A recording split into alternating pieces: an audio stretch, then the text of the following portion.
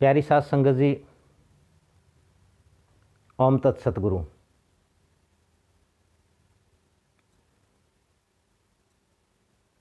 प्यारी साध संगत जी, मानव सहित समस्त प्राणी जो हम इस धरती पर, इस जगत में, इस सृष्टि में विद्यमान हैं, इसे प्राणी जगत अथवा सृष्टि कहा जाता है। प्राण है तो प्राणी है, प्राणी है तो प्राण जगत है, प्राणी जगत है। यदि प्राण नहीं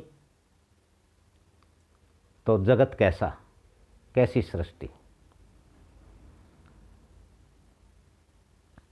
इस सृष्टि की रचयिता प्रकृति है, जिसे हम परमात्मा, ईश्वर, अल्लाह, गॉड, वाहेगुरु, सतगुरु अनेकों विभिन्न नामों से हम जानते अथवा पुकारते हैं। विभिन्न प्रकार की योनियां प्राणी जगत में होने के कारण प्रकृति ने भी एक प्राणी को इस प्राणी जगत का सिरमौर सर्वश्रेष्ठ प्राणी नियुक्त किया, जिसका नाम है मनुष्य।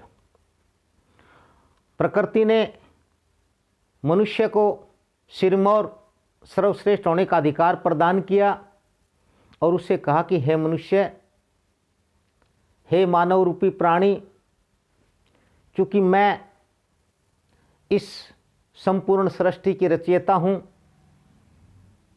और तू अब इन सब का सिरमौर है, सर्वश्रेष्ठ है, अतः अब इन सब की देखभाल करना, इन सब के कल्याण की, विकास की कामना करना, इनका हित करना तेरा भी दायित्व है।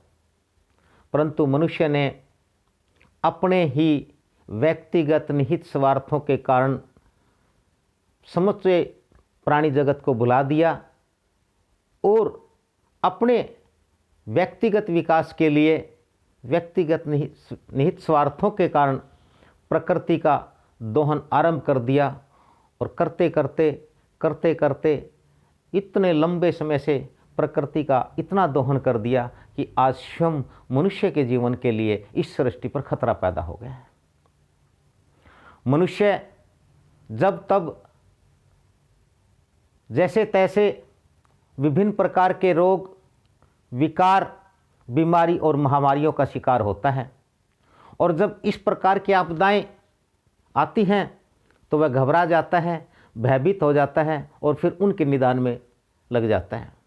परंतु मनुष्य एक बात कभी नहीं समझ पा रहा कि ये तमाम आपदाएं, विपत्तियां तेरी स्वयं की पैदा की हुई है और इन सब का निदान का एक ही कारण है कि पुनः प्राकृतिक संतुलन स्थापित किया जाए।